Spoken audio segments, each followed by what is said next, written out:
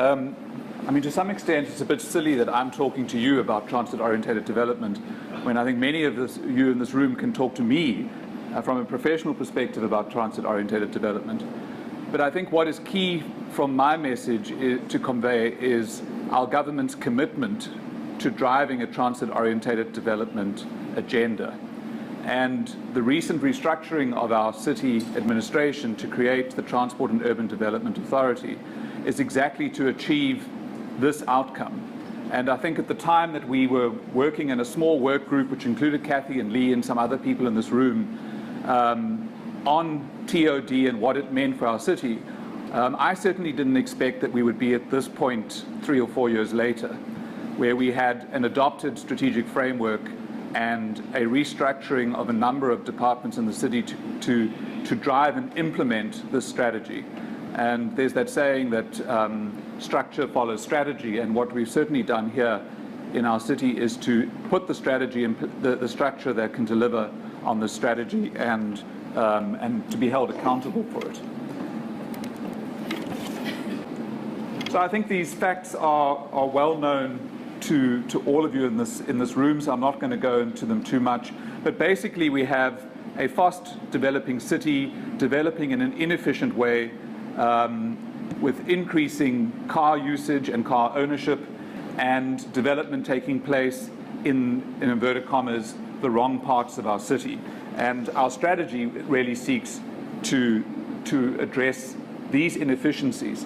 Now I stumbled across TOD really by accident in trying to understand the viability of our MyCiTi service, its long-term viability and feasibility, and some of the choices and decisions that have been made before I was even on the council with regards to the first routes that were implemented. And in trying to understand the relationship between land use and public transport's viability is really how I stumbled across some writings around TOD, and then pulled together a group of people to try and understand how the city could change its business as usual approach.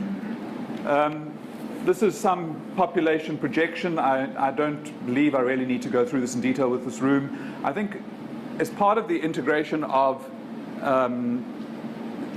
a number of departments to create the Transport and Urban Development Authority, we're now responsible not only for the transport and spatial and building development components, but also the new housing projects. So in transport and urban development, we have transport, spatial planning, and new housing or housing, public housing implementation. And so Sean's comments earlier about the National Department of Human Settlements and their lagging behind on this transit-orientated development agenda. In the city, we plan to address that for ourselves. So we are currently looking at planned housing projects, how they align with the transit-orientated development strategy and agenda, and which projects we can change because we don't have communities invested in those projects yet, so that there is better alignment, which projects we have to simply honor while we plan projects that are more appropriately aligned to our agenda. I think the significance of this information is to reinforce the inefficiencies in our city. The poorest of our residents are living on the outskirts of our city. They're the captive public transport users, and they are the people who are traveling long distances to access economic opportunities. We did a transport development index in 2015, and that confirmed that in the lower income, in the poorest households, the cost or the average cost to the household of direct access, in other words, the cost of the public transport ticket, was consuming about 43% of household income. In some parts of our city, if you looked in the northern corridor, and it makes sense if you think it includes Atlantis, which is about 60 kilometers away from the city center, the average cost to poorer households in the northern corridor was around 60% of household income. And so this is not a sustainable situation. I mean, when we talk about transit-oriented development, we're obviously talking about land intensification and densification. And as Sean pointed out, we have some of the most encouraging densification or density numbers in these far-flung areas and in informal settlements. So we have the density in areas where there is very little employment and a very poorly provided public transport. So we have a fragmented public transport system. We have densities more or less in the wrong place on the outskirts of our city, and people traveling long distances to lower density destinations. The highest concentration of employment in this urban core area, the city centre to Belleville, just reinforcing that the mobility and access challenges and requirements that people living on the outskirts of the city who are public transport captive endure on a daily basis. This slide is demonstrating really the volumes of traffic, public transport volumes on our network, with the highest volumes in these darker red and wider red corridors. Again, this is information that I'm sure you're all familiar with.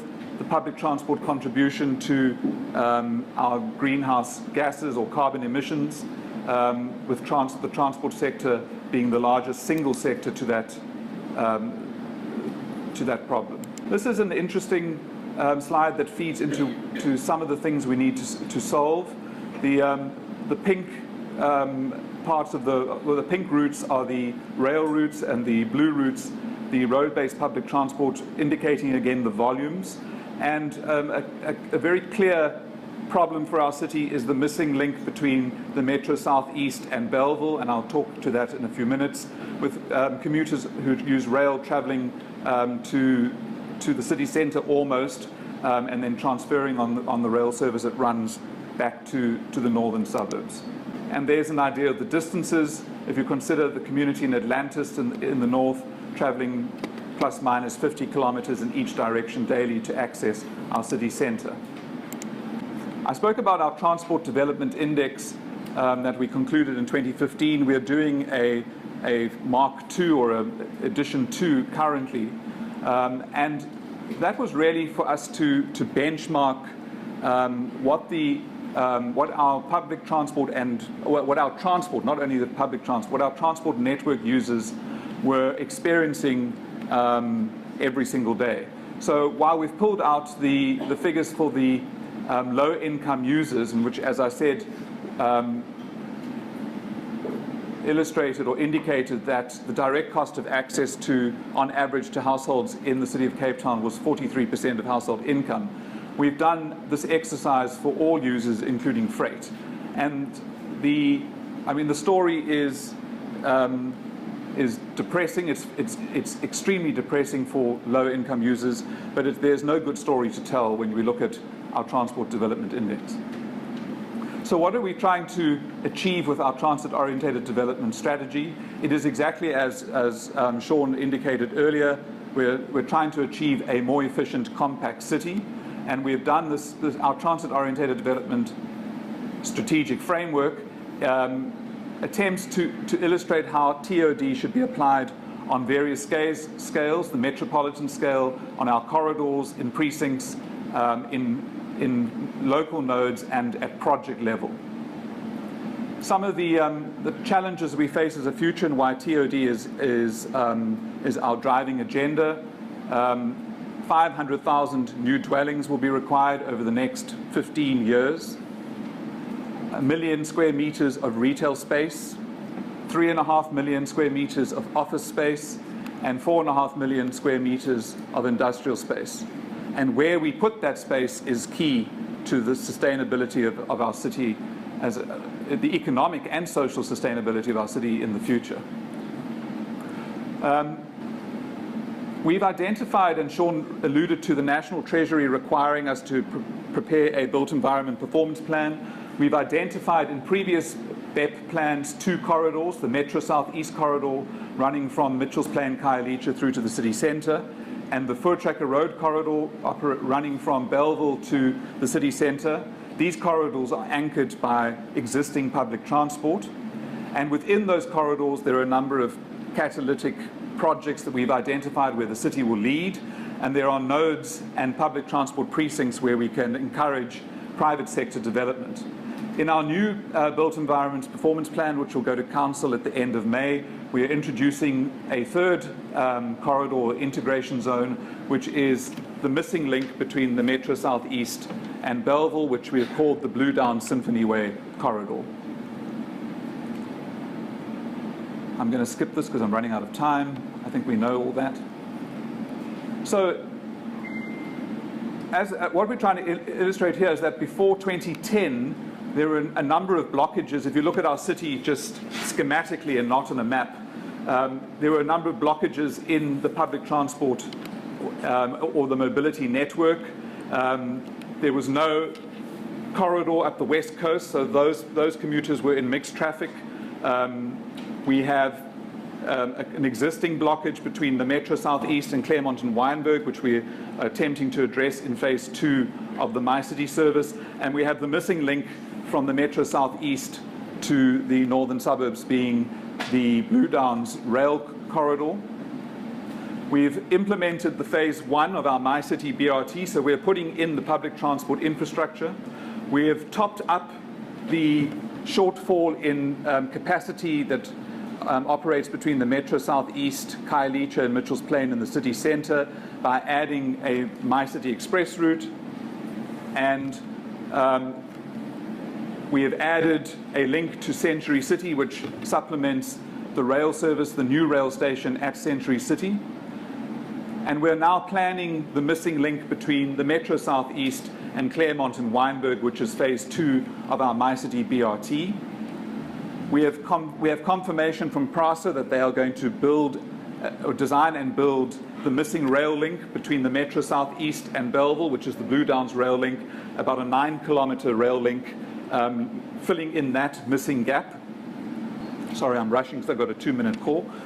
And so we have really, as a city, we are driving the public transport infrastructure investment that can anchor the restructuring of our city around these corridors and around transport nodes in line with our transit-oriented development strategy.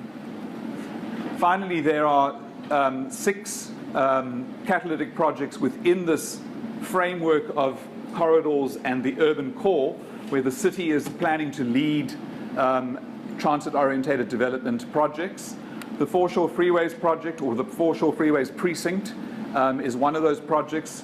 That is already out of the blocks, and our bid evaluation committee is busy evaluating those proposals that we received and exhibited at the Civic Centre in March. The second one in the CBD area is the Gallows Hill Ebenezer site in Greenpoint. That planning for that is slightly on hold because some of the proposals that we received for the Foreshore Freeway precinct included those sites, but if they are not included in the final allocation, we will work on packaging those sites. We have the Athlone Power Station redevelopment opportunity. We have a site around the Belleville public transport interchange, including the city-owned Paint City. We have a massive site at Philippi East, where we are planning our next, where a number of MyCiTi routes will intersect. And then we have a 600-hectare piece of land that the city acquired in the Metro Southeast Strand, Somerset West, or Strand, Macassar area called Pardaflay, which we are also busy packaging. Those will be city-led or initiated TOD catalytic projects. Thank you.